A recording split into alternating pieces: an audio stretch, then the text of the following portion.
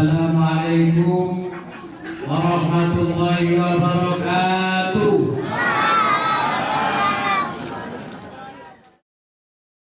Merdekanya Indonesia itu bagaimana sih sebenarnya? Bagaimana Indonesia itu merdeka? Dan bagaimana merdeka itu diperebutkan? Sebenarnya saya pernah punya tulisan bahwa merdeka dan kemerdekaan itu hanyalah cerita palsu bukan orang-orang. Kenapa jadi cerita palsu? Zaman saiki, zaman sandang pangan papan paketan, sehingga grup WA itu banyak, sering ada reuni PAUD, reuni TK, bahkan ada organisasi namanya Janda Duda Persakiti Republik Indonesia. Sering ada reuni. Karena reuni, saya dulu SMP punya teman namanya Tanti, kulitnya putih manis, wajahnya Ambon. Itu tidak terlalu selera Indonesia. Tiba-tiba saya ketemu namanya Tanti Marmeo. Berarti ada nama Belanda di situ. Suaminya orang Belanda. Tanti ketemu saya ngobrol. Bos, kamu dari apa bos ini? Alhamdulillah, aku sering diundang dari Ustaz. Ibu berpesan terpaksa. Tak jatuh. Kronik ilmu deh, sing penting ono sing undang, koncone dhewe sing undang. Alhamdulillah.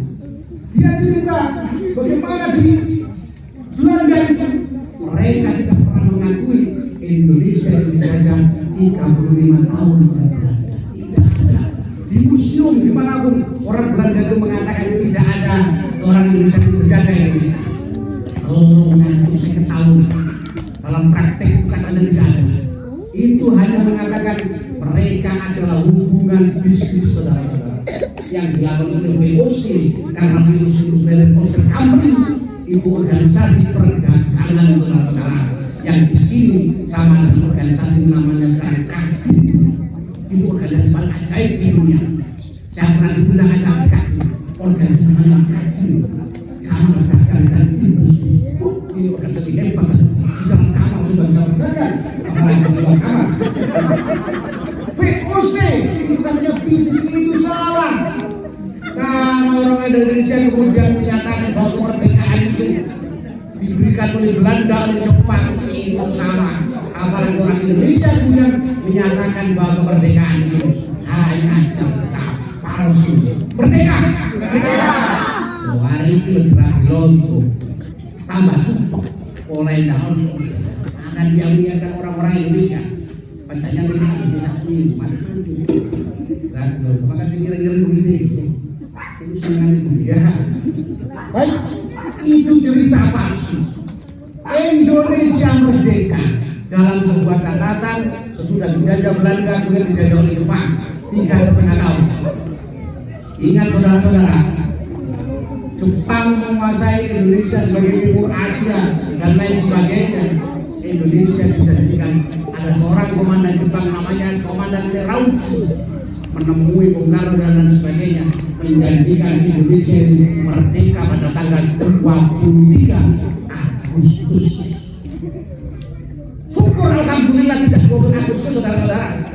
Karena kalau 23 Agustus terjadi kemerdekaan Indonesia, maka kemerdekaan Indonesia sama dengan hari ulang tahun RCTI. Bukan kalau saya pilihannya adalah kemudian ditulis oleh para Soekarno, saya menunggu dengan jempol pada bulan puasa. Bung Karno barulah kemudian dinyatakan secara lebih cepat karena bom atom sudah menghancurkan Hiroshima dan Nagasaki. Makanya kemerdekaan Indonesia itu dengan Korea itu sama, dengan Korea Selatan itu hampir sama. Ya, sama-sama tahun 45. Tapi kemudian kita lebih mencintai drama Korea dibandingkan drama Indonesia. Karena sama-sama dijajah Jepang, mereka juga dijajah Jepang 45 tahun. Karena perempuan di Korea ambil Jepang itu pokok, jajah-jajah. Nah kita juga 1,5 tahun. Terauchi menjanjikan itu, tapi kita lebih cepat pada tanggal 17 Agustus 1945 Indonesia merdeka dengan catatan proklamasi kebangsaan Indonesia.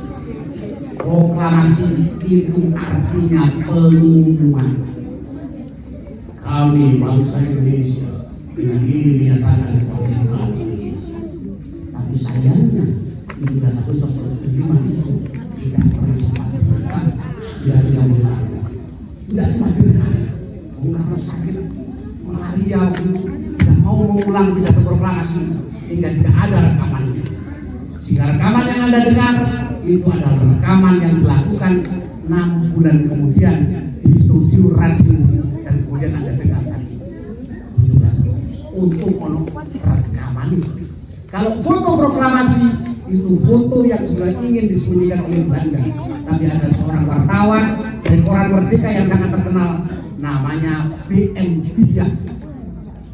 BM Dia menyembunyikan foto gelap itu di dalam kantong sampah dan diambilnya lagi ketika Indonesia secara cita-cita kemerdekaan itu terjadi, tapi menjadi foto yang bukan merupakan berdiri yang Anda kasihkan dalam sejarah. Makanya hati-hati, ojo ngarang-ngarang sejarah. Ngarang sejarah itu ada metodenya, ada faktanya, ada manuskripnya, ada bukti yang ditanyakan.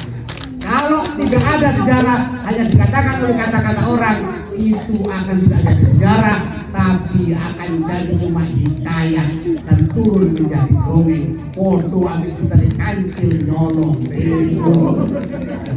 Sekarang beredar sosmed banyak dongeng, buktikan itu fakta sejarah atau tidak. Kalau fakta sejarah ada atau tidak, itu bisa dibuktikan dengan kata. Sosmed banyak sekali orang Arab mengaku begini. Kalau sejarawan itu tahu itu pasti ditemukan ceritanya. Tetapi saudara-saudara, mari kita bicara tentang bendera. Sebelum tentang tokoh pahlawan ini. Bendera kita warnanya, Masya Allah merah. Tapi saya lihat yang dipasang-pasang bukan semuanya merah putih. Saya lihat ada yang merah sudah putih karena sudah bulan.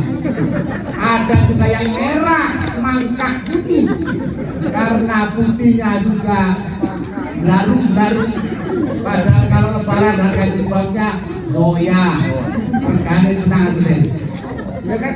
Iwan Gunawan, sarungnya BAS sedang 1,5 juta.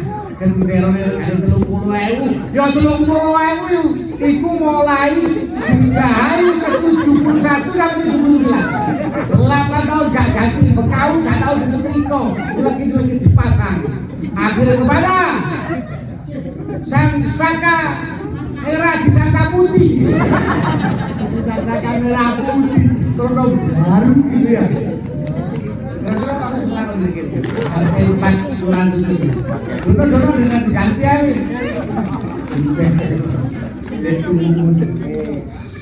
Mari ramai diri kita semua. Hadirin yang dirahmati Allah, apakah pahlawan ini semuanya orang pribumi? Anggap pahlawan itu ada orang Arab. Ada nih orang Arab begini. Oh, orang Arab ini jadi pahlawan. Ada seorang yang sangat terkenal, yang menurut saya sangat luar biasa.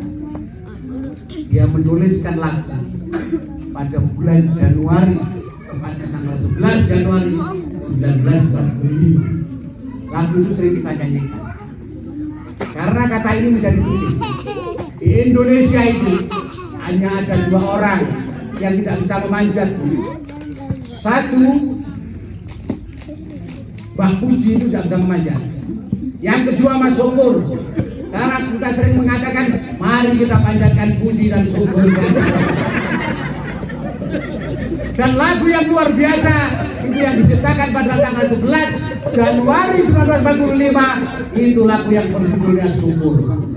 Dari hatiku teguh, hati ikhlasku penuh akan karuniamu.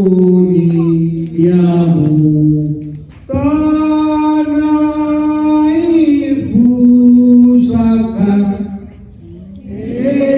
Indonesia merdeka, syukur aku sembahkan kehadiratmu Tuhan. itu diciptakan. Karena rasa syukur Allah menyembah nikmat arti kemerdekaan ini sehingga 17 Agustus 1945 kemudian Indonesia merdeka. Yang nulis orang laki-laki keturunan Arab namanya Mutahar, itu singkatan dari kata Husain Ahmad Mutahar. Husain Ahmad Mutahar adalah ajudan Bung Karno, orang Semarang, meninggal pada tahun dalam usia sekitar 92 tahun dalam keadaan belum menikah. Beliau inilah pencetus paskibis belaka. Beliaulah bapak pramuka Indonesia pertama kali, Husain Ahmad Mutahar. Itu korbanan dan dulu api. Husain Ahmad Mutahar pada tahun 17 Agustus 1950 menciptakan sebuah lagu lagi yang sangat istimewa. 17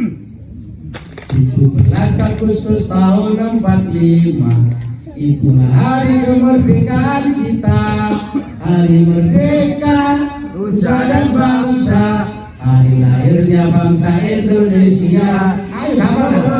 Merdeka, sekali merdeka tetap merdeka, selama hayat masih dikandung badan, kita tetap setia, tetap mempertahankan Indonesia, tetap setia membela negara kita. Itu nyanyi harus tanggal 17. Jangan sampai dikali tanggal 18 Agustus tahun 45 kemarin hari kemerdekaan kita. Oh 16 aku besoknya hari kemerdekaan. Yang tepat hanya 17. Husain Ahmad Mutahar ini punya sejarah yang sangat luar biasa tentang bendera kita. Jadi sesudah bendera itu berkibar pada tanggal 17 jangan salah, Indonesia itu belum sepenuhnya bisa menikmati kemerdekaan.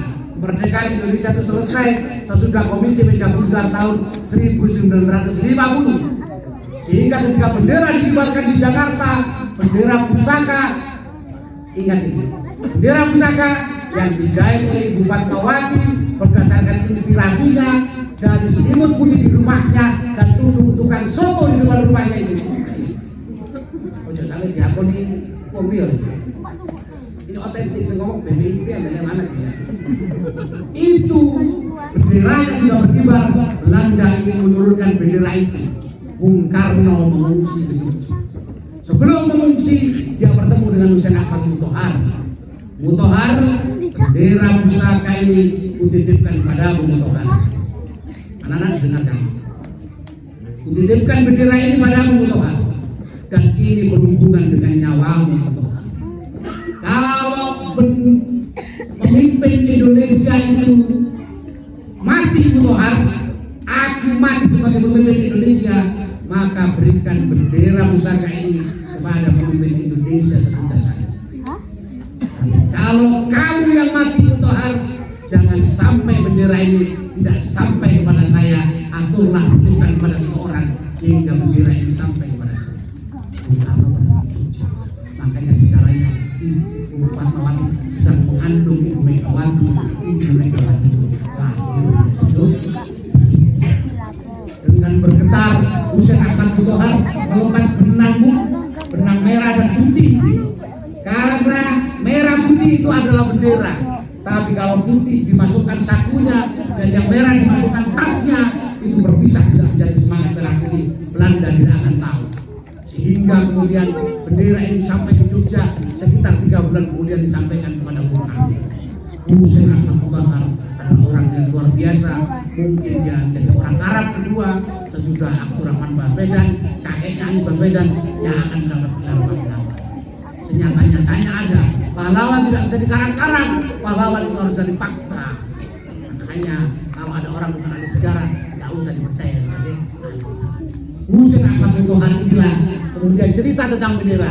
Ada cerita yang lain tentang bendera, kenapa bendera itu kita hormati, bukan semata-mata menjadi kain. Itu adalah lambang kemerdekaan Indonesia. Saya akan bercerita kemudian terhadap seseorang yang sangat terkenal, namanya Salijah Niu. seorang perempuan namanya Saridah Nium. Seorang Saridah Nium ini adalah seorang guru TK pada masa sebelum kemerdekaan.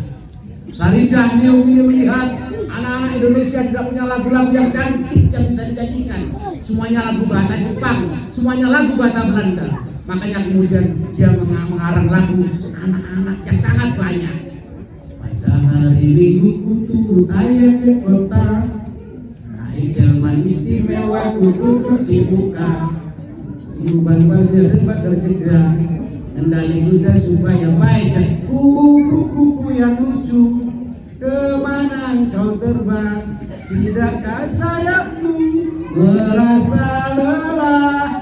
Kelinciku, engkau lari sekali.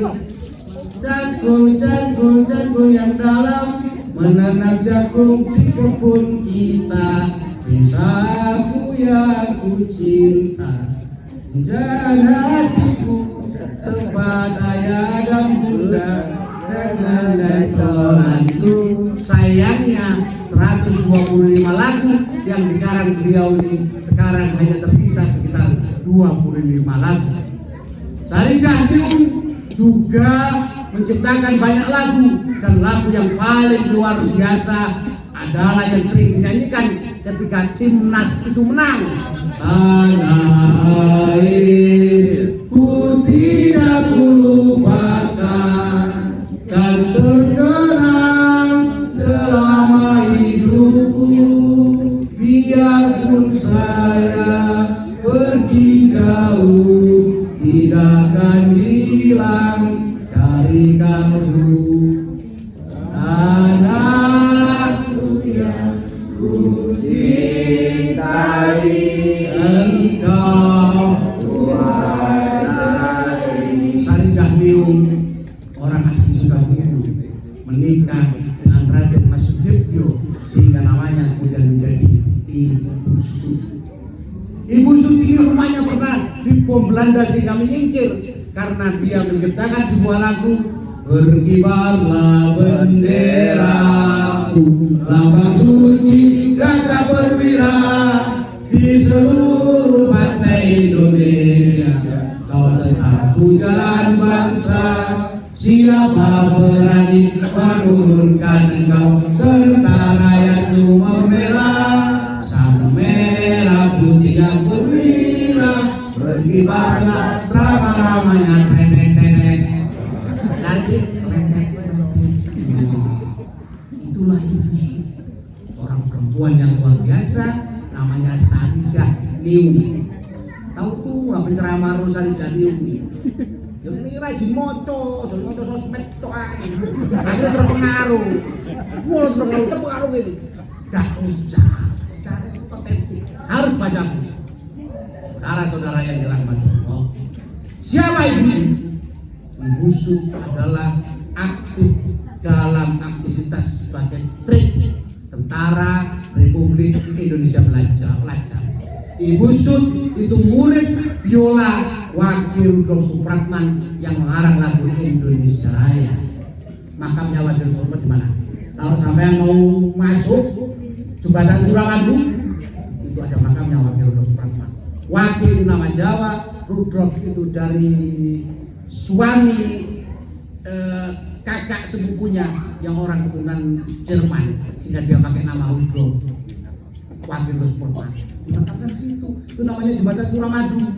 Kalau orang Madura protes, lo jembatan namanya Suramadu. Sebenarnya di Bali Pak, yang kan Surabaya Madura Suramadu. Kalau Bali kan Madusura Pak. Ini jembatan satu lagi Pak, Suramadu Madusura. Lo alasannya gimana? Lo kalau saya pergi ke Solo Pak, kalau pergi ke sana kan ke Surakarta Pak, baliknya kan Kartasura. Jembatan larang dari lu wakil. Itu di mana? Ibu Sut, dia adalah TRI, saudara, Wakil Supratman. Ibu Sut juga punya murid namanya Abdullah Totong Mahmud, kemudian yang disebut dengan Ade Mahmud. Itu tentara TRI. Di Malang, penduduk Malang harus paham. Saya tanya sama mahasiswa, saya UM, tak tanya apa yang kau ketahui tentang TRI anak-anak. Bab bakso bakar, Pak. Memang yang terkenal itu adalah bakso bakar trip. Tapi Anda tahu di depan gereja katedral itu ada dua patung yang mengangkat tangan, itu gambar tentara pelajar. Kalau 10 November itu adalah hari santri, itu yang jadi menuju peperangan adalah santri-santri yang banyak karung. Kalau tentara pelajar itu dibentuk dan dipimpin oleh namanya Mas Isman, ayahnya Hayonul Isman, satu-satunya pahlawan dari Malang. Peristiwanya apa? Peristiwa pertempuran di Jalan Salak, dekat Jalan Pandan dan sekitar trek itu. Makanya di makam itu ditemukan 35 orang tentara trek gugur dan ditemukan hanya 17 orang dimakamkan. Monumen itu diresmikan oleh Bung Karno pada tahun 1954. Kalau nggak ngomong itu salah titik. Kabeh liwat tok pacaran, gendaan dengan rumah kapal lawan, mangan bakso bakar, gak ngerti ngono lho pahlawan iku dhek gak iso mangan bakso bakar. Indonesia tidak kalau goblok. Ojo kuyu iki. Paling gak tahu mikir Pateka. Pak Pendeta juga pernah jualan di situ. Dia coba banyak ya. Itu saksikan itu kalau dibuka ada kamar undang. Hanya 17 yang ditemukan, berarti jenazah itu dan 35 kali ditulas. Berarti orang sudah dilepal, berarti dempul barang. Ditanya, apa yang kau kata kepala hati? Bakso bakar. Iya, ini sih bunyi rupanya ini alami bakso bakar. Balik bakso bakar di 20 dah, berapa. Makanya Malang itu cocok. Mungkin saya pernah tanya sama Pak Danren tahun berapa? Pak, kalau Malang, kalau Surabaya itu kota pahlawan, maka Malang adalah kota pelajar. Kota pelajar kan? Ya. Tapi sebaiknya Malang juga disebut kota pahlawan, tentara pelajar. Buat Pak Wali Kota berikutnya. Akan jalan wali kota saja nih. Bukan itu. Kalau survei membuktikan, kalau kalian itu sudah membuktikan anak meningkat ya. Beruncak lontong, ketua KPU yang terhormat. Caleg yang punya uang itu punya 2 keinginan, jadi dan tidak gaji. Caleg yang tidak punya uang itu punya 1 keinginan.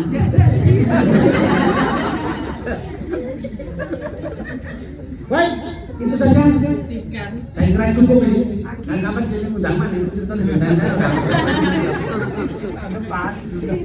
kalau dihitung jumlah penduduk Indonesia itu berapa? Bung Karno ngomong sama Bung Hatta di film garapan Hanung Bramantyo juga suka. Cuma saya protes film itu.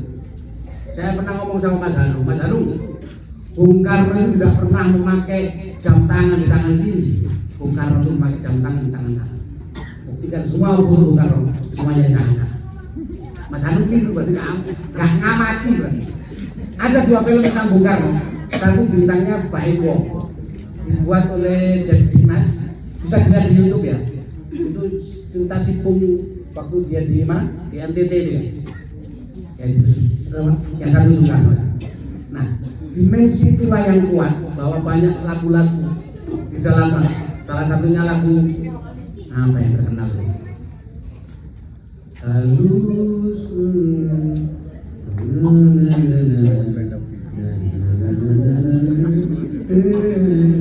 halus wanita Pak Surya Dewangga, senyummu meruntuhkan mahkota.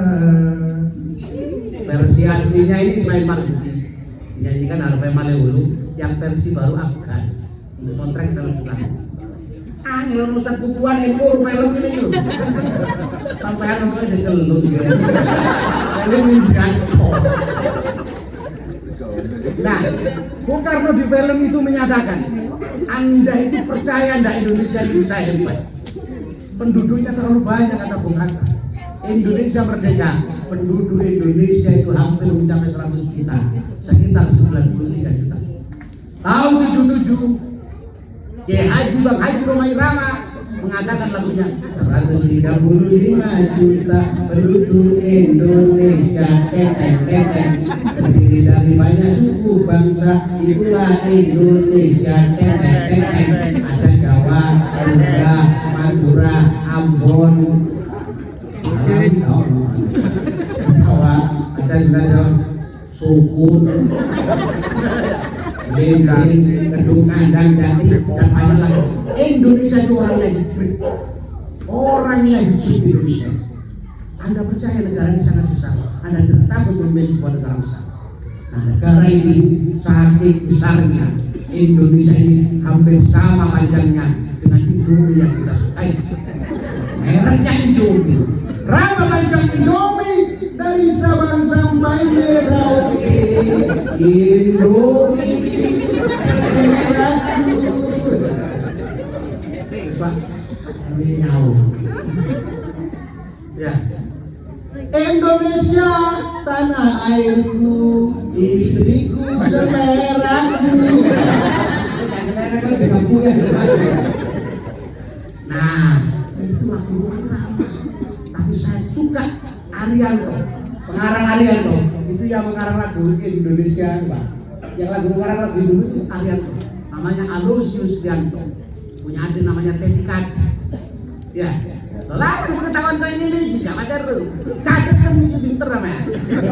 Karena jadi cacat tidak aku pinter dewe. Lagu tentang Nusantara. Sekarang IKN itu kan Nusantara, ya kan? Balik ke Nusantara. Itu kos-kos itu 117 Nusantara. Oh Nusantara, ya Pak. Airnya mengalir, gunungnya indah seperti hidupku. Tapi enggak terlalu ngefek kalau aku selesai. Tapi yang paling ngefek itu Jamaludin sudah. Lagunya di album pertama, lagunya judulnya Hati Selembut Salju. Di situ ada lagu Nusantara. Tiada lagi negeri seindah persada Nusantara. Hutan timbang menghijau, tempat bersemayam burung marga satwa. Gunung api yang tinggi megah menambah semangat persadaku.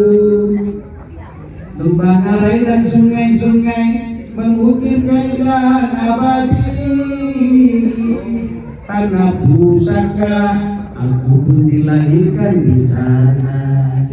Penduduknya gagah tampan, cantik molek tiada bandingnya.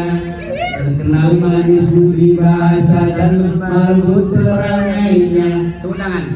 Mereka saling menghormati, saling menghargai hak asasi. Mereka bernaung di bawah pusaka negara Pancasila dan sang saka merah putih lambang Indonesia. Merdeka! Merdeka!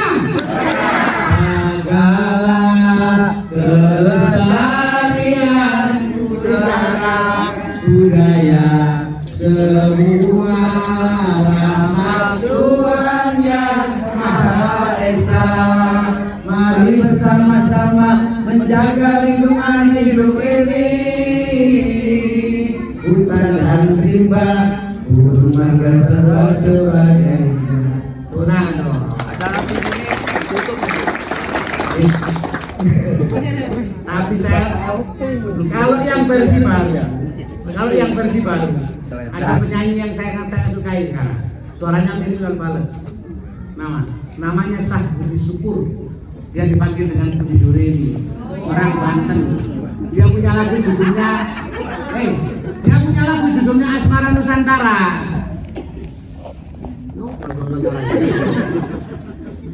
Hari ini kamu pakai baju merah, sementara aku pakai baju putih. Dan cinta kita seperti Indonesia. Mungkin kamu hari ini di Wakatobi, sementara kamu ada di Raja Ampat. Luasnya lautan memisahkan kita, dan cinta kita seperti Indonesia. Rasa yang sesungguhnya tak mudah didapat. Perlu ada pengorbanan, perlu ada perjuangan seperti pahlawan. Terima kasih. Aku lagi sebagai di sampean. Si duit terang lah. Terakhir ya. Ini duit. Ini duit 102 dolar. Nah. Ini dulu ya. Ini gambar orang dulu. Sampai dulu senang sih biru, hijau, apa biru? Apa? Apa? Ya Allah bodoh. Uang ini sampai sudah nilainya atau gambarnya? Gambarnya. Kenapa di gambarnya itu namanya atau tambah senang? Senang gambarnya apa nilainya? Keras. Gambarnya apa nilainya?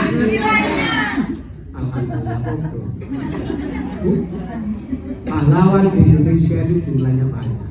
Orang Thailand itu dapat dijajah sehingga mereka tidak punya pahlawan. Mereka sibuk mengarang cerita, ada tokoh-tokoh unik di tempatnya sehingga itu dianggap pahlawan.